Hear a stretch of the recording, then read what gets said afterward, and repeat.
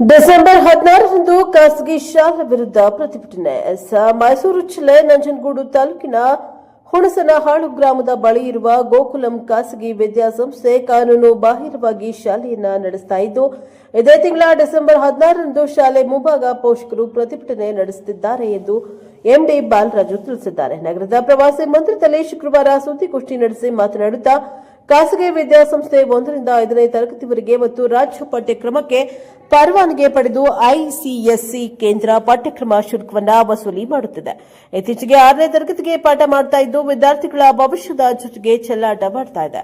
ಶಿಕ್ಷಣ ಇಲಾಖೆಗೆ ಒಂದು ಶುಲ್ಕದ ಮಾಹಿತಿ ನೀಡಿ, ಪೋಷಕರಿಗೆ ಮತ್ತೊಂದು ಶುಲ್ಕದ ಪಟ್ಟಿ ನೀಡಿ ಹಗಲು ದರೋಡೆ ಮಾಡ್ತಾ ಇದ್ದಾರೆ. ಈ ಬಗ್ಗೆ ಶಿಕ್ಷಣ ಇಲಾಖಾ ಅಧಿಕಾರಿಗಳಿಗೆ ಗೊತ್ತಿದ್ದರೂ ಕೂಡ ಯಾವುದೇ ಕ್ರಮ ಕೈಗೊಳ್ಳಲು ಸಾಧ್ಯವಾಗ್ತಾ ಇಲ್ಲ. ಶಿಕ್ಷಣ ಇಲಾಖೆಯ ಆಡಳಿತ ವೈಫಲ್ಯ ಎದ್ದು ಕಾಣ್ತಾ ಇದೆ.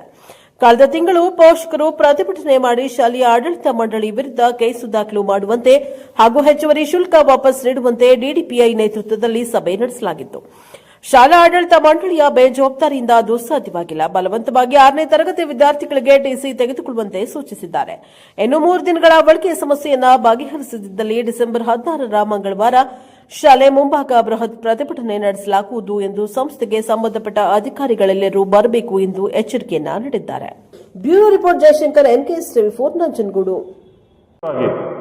ಹಣದಾಸೆಯಿಂದ ಹಗಲು ದರೋಡೆಯನ್ನ ಮಾಡುವಂಥ ನಿಟ್ಟಿನಲ್ಲಿ ಯಾವುದೇ ಅನುಮತಿಯನ್ನು ಪಡೆದೇನೆ ಐಸಿಐಸಿ ಪಠ್ಯಕ್ರಮವನ್ನು 6ನೇ ತರಗತಿಗೆ ಈ ಒಂದು ಸಂಸ್ಥೆ ಮಾಡಿ ವಿದ್ಯಾರ್ಥಿಗಳ ಭವಿಷ್ಯದ ಜೊತೆಗೆ ಬಡ ಪೋಷಕರ ಸುಲಿಗೆಯನ್ನು ಮಾಡ್ತಾ ಇದ್ದಾರೆ.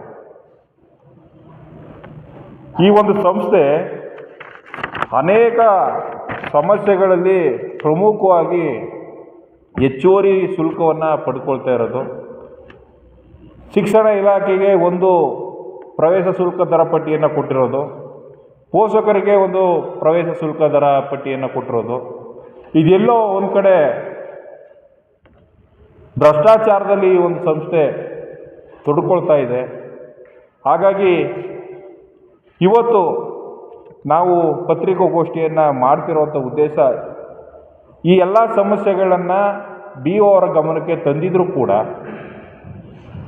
ತದನಂತರ ಅವರು DD ಅವ್ರನ್ನ ಕರೆಸಿ ಸೆಪ್ಟೆಂಬರ್ ತಿಂಗಳು 25ನೇ ತಾರೀಕಿನಂದು DD ಅವರು ಬಂದು ಈ ಸಂಸ್ಥೆ ಯಾವುದೇ ರೀತಿ ಮಾನ್ಯತೆಯನ್ನು ಪಡೆದುಕೊಂಡಿಲ್ಲ, ಹೆಚ್ಚುವರಿಯಾಗಿ ಹಣ ಸುಲಿಗೆ ಮಾಡ್ತಾ ಇದೆ, ಇವರ ವಿರುದ್ಧ ಕಾನೂನು ಕ್ರಮ ಜರುಗಿಸಬೇಕು ಅಂತ ಹೇಳಿದರೂ ಕೂಡ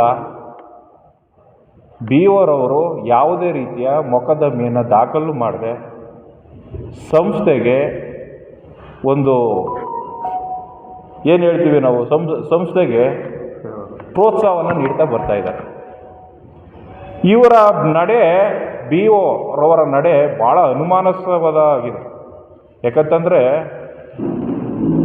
ಇಲ್ಲಿ ನಮ್ಮ ಮಗನು ಕೂಡ 5ನೇ ಕ್ಲಾಸ್ ಓದ್ತಾ ಇದ್ದಾನೆ. ಅಲ್ಲಿ ಆತಂಕ ಅಂತ ಏನು ಅಂತಂದರೆ, ನಾವು ಏನೋ ಒಂದು ಕನಸಿಟ್ಕೊಂಡು ನಮ್ಮ ಮಕ್ಕಳು ಚೆನ್ನಾಗಿ ಓದಲಿ, ಒಂದು ಒಳ್ಳೆ ವಿದ್ಯಾಭ್ಯಾಸ ಮಾಡಲಿ ಅಂತಂದ್ಬಿಟ್ಟು ನಾವು ಈ ಶಾಲೆಗೆ ಸೇರಿಸಿದಾಗ ನಮಗೇನೋ 1 to 4 ಚೆನ್ನಾಗಿತ್ತು.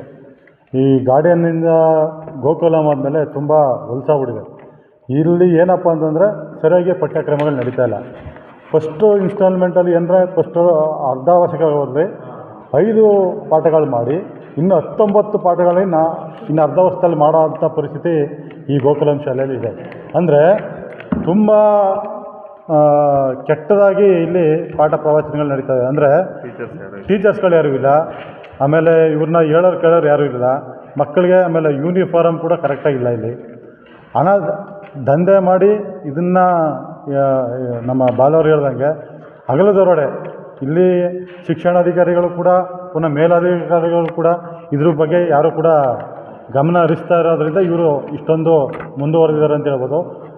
ಮೇನಾಗಿ ಇದು ಮಾನ್ಯ ಮುಖ್ಯಮಂತ್ರಿಗಳ ಕ್ಷೇತ್ರ. ಹಾಗಾಗಿ ಮಾನ್ಯ ಮುಖ್ಯಮಂತ್ರಿಗಳ ಕ್ಷೇತ್ರದಲ್ಲಿ ಈ ಥರ ಇಷ್ಟೊಂದು ಭ್ರಷ್ಟಾಚಾರದಲ್ಲಿ ಈ ಸಂಸ್ಥೆಗಳು ನಡೀತಾ ಇದೆ ಅಂದರೆ ಇನ್ನು ಬೇರೆ ಕಡೆ ಇನ್ನೂ ಏನಂತಂದ್ಬಿಟ್ಟು ಜನ ಮಾತಾಡ್ಕೊತಾ ಇದ್ದಾರೆ. ಅದರಿಂದ ದಯವಿಟ್ಟು ಈ ಶಾಲೆ ಮೇಲೆ ಅವತ್ತು ಕೂಡ ನಮ್ಮ ಹತ್ರ ಎಲ್ಲ ವೀಡಿಯೋಗಳಿದೆ. DDPR ಬಂದು ಮಾತಾಡಿದ್ದಾರೆ, ಎಲ್ಲ ಕೂಡ ನಮ್ಮ ಹತ್ರ ವೀಡಿಯೋ ಇದೆ. ಇವ್ರ ಮೇಲೆ ಕ್ರಿಮಿನಲ್ ಕೇಸ್ ಹಾಕಿ ಅಂತಂದ್ಬಿಟ್ಟು BO ಹೇಳಿದ್ರು ಕೂಡ ಅವರು ನೆಗ್ಲೆಟು. ಏನಕ್ಕೆ ನೆಗ್ಲೆಟು?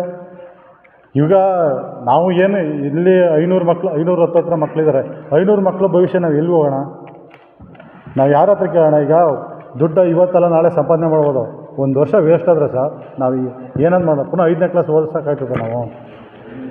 ಇಷ್ಟು ಕೂಡ ಅನ್ಯಾಯ ನೋಡಿದ್ರೆ ಶಿಕ್ಷಣ ಮಂತ್ರಿ ಏನು ಮಾಡ್ತಾಯಿದ್ದಾರೆ, ಶಿಕ್ಷಣ ಇಲಾಖೆ ಏನು ಮಾಡ್ತಾಯಿದೆ? ಪ್ರತಿಯೊಬ್ಬರು ಕೂಡ ಇದನ್ನು ಗಮನದಲ್ಲಿ ಇಟ್ಕೋಬೇಕು. ಈ ಕ್ಷೇತ್ರದ ಮಾನ್ಯ ಶಾಸಕರಾದಂಥವರು ಕೂಡ ಇದಕ್ಕೆ ಗಮನ ತಂದಿದ್ದೀವಿ, ಆಯಿತು ನೋಡಿ ಹೇಳ್ತೀವಿ ಅಂತ ಹೇಳಿದ್ದಾರೆ.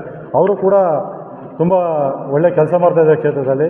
ಈ ಶಾಲೆಯ ಬಗ್ಗೆ ಇನ್ನೂ ಹೆಚ್ಚಿನ ಸ್ವಲ್ಪ ವಿವರಣೆ ತೆಗೆದು ಇದನ್ನು ಏನು ಅನ್ಯಾಯ ಆಗಿದೆ ನಮ್ಮ ಮಕ್ಕಳಿಗೆ ಮತ್ತು ನಮ್ಮ ಪೋಷಕರಿಗೆ, ಇಡೀ ನಂಜನಗೂಡು ತಾಲೂಕಿಗೆ ಅನ್ಯಾಯ ಆಗಿದೆ. ಒಂದು ಒಳ್ಳೆಯ ಸ್ಕೂಲ್ ಅಂತ ನಾವು ತುಂಬ ಆಸೆ ಇಟ್ಟಿಗೆ ಸೇರಿಸಿದ್ವಿ.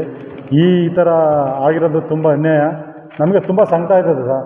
ನಾವು ಕಷ್ಟಪಟ್ಟು ಸಾಲ ಮಾಡಿ ಏನೋ ಒಂದು ಒಳ್ಳೆ ಎಜುಕೇಷನ್ ಕೊಡಿಸ್ಬೇಕನ್ನೋ ಒಂದು ಆಸೆ, ಅದರಲ್ಲೇ ಆಸೆಗೆ ಈ ಥರ ಎಲ್ಲ ನಮಗೆ ತಣ್ಣೀರೆತ್ತಾಗ ತುಂಬ ಭಯ ಆಯ್ತದೆ. ಇನ್ನೂ ಏನೇನು ಮುಂದಿನ ದಿನಗಳಲ್ಲಿ ಇನ್ನೇನೇನು ಮಾಡ್ತಾನೋ ಆ ಸ್ಕೂಲವರು, ಅದು ಕೂಡ ಇವರು ಕೇರಳದಿಂದ ಬಂದು ತೆಗೆದು ಇಲ್ಲಿ ಈ ಥರ ಆಡಳಿತ ಮಾಡ್ತಾರೆ ಅಂದರೆ ಇವ್ರಿಗೆ ಎಷ್ಟು ಪವರ್ ಇರಬೇಡ? ಹಾಂ, ಇವ್ರಿಗೆ ಹೇಳೋರು ಕೇಳೋರು ಯಾರು ಇರಲ್ವಾ? ದಯವಿಟ್ಟು ಈ ಕ್ಷೇತ್ರದ ಜನತೆ ದಯಮಾಡಿ ಎಲ್ಲರೂ ಕೂಡ ಇದನ್ನು ಪರಿಗಣಿಸಿ ಮುಂದಿನ ದಿನಗಳಲ್ಲಿ ಈ ಸ್ಕೂಲ್ ಬಗ್ಗೆ ತೆಗೆದುಕೊಂಡು ನೆಕ್ಸ್ಟು ನೀವು ಏನಾದ್ರು ಪ್ರವೇಶಾತಿ ಮಕ್ಕಳ ಪ್ರವೇಶಾತಿ ಮಾಡಬೇಕು ಅಂದರೆ ಸ್ವಲ್ಪ 1 ಸಲ 10 ಸಲ ಯೋಚನೆ ಮಾಡಿ ಈ ಸ್ಕೂಲ್ ಬಗ್ಗೆ ತಿಳ್ಕೊಂಡು ಮುಂದಿನ ಹೆಜ್ಜೆ ಇಡಿ ಅಂತ ನಾನು ಈ ತಾಲೂಕಿನ ಜನಗಳಿಗೆ ನಾನು ಕೇಳ್ಕೊಳ್ಳೋಕ್ಕೆ ಇಷ್ಟಪಡ್ತೀನಿ. ಧನ್ಯವಾದಗಳು.